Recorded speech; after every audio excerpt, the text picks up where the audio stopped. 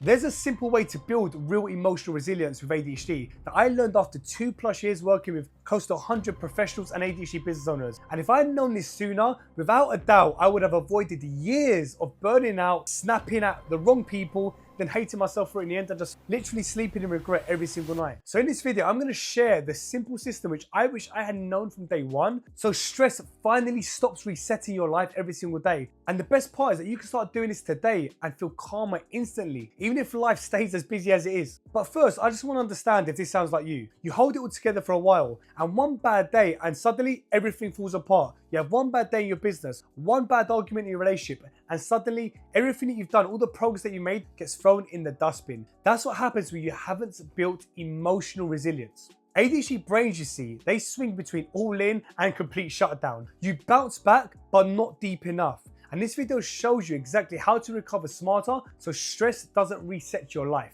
So let's dive in. ADHD is a fast engine with thin fuel. Stress spikes dopamine and adrenaline, and then all of a sudden you crash.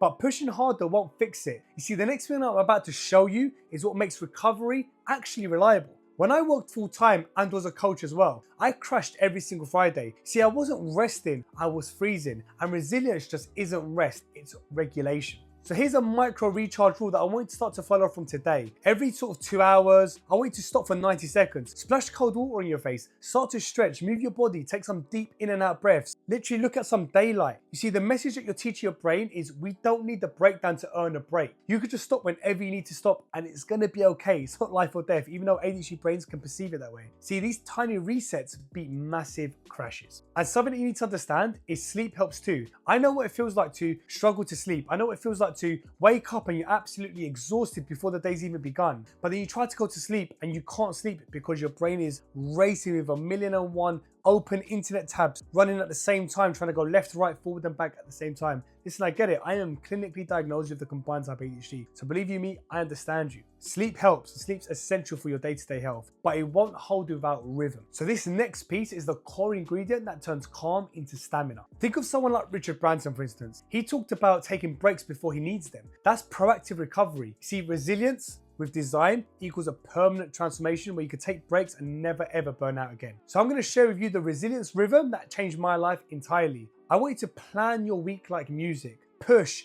recover, schedule one bold challenge and then 2 micro recoveries around it. In the same way you have a song where you have like a chorus and then a verse and then a chorus and then a verse. It's a simple pattern. If you design your life like a book with chapters or like a song with verses and choruses, that's when structure starts to take account of your day-to-day, and all of a sudden the struggles that you got, the risk of burning out just completely disappears and it vanishes. Because when you do this, you are teaching your body that pressure is safe because relief always follows. In the same way when you're watching a movie and whenever there's a scene where you're really stressed and something terrible is about to happen, you kind of know that if it's a feel-good film, something's going to happen and it's going to suddenly end up okay. But even with rhythm and everything I've just explained, you will still find ways to wobble if every emotion feels like danger. And this last step turns emotion into energy. Just imagine this for a second. Imagine you've had a brutal day. There's inbox chaos, messages from all sorts of clients, a sharp comment that really triggered you from some sort of troll over social media. You've suddenly started to spiral. You see, you don't need escape in that moment, you just need release.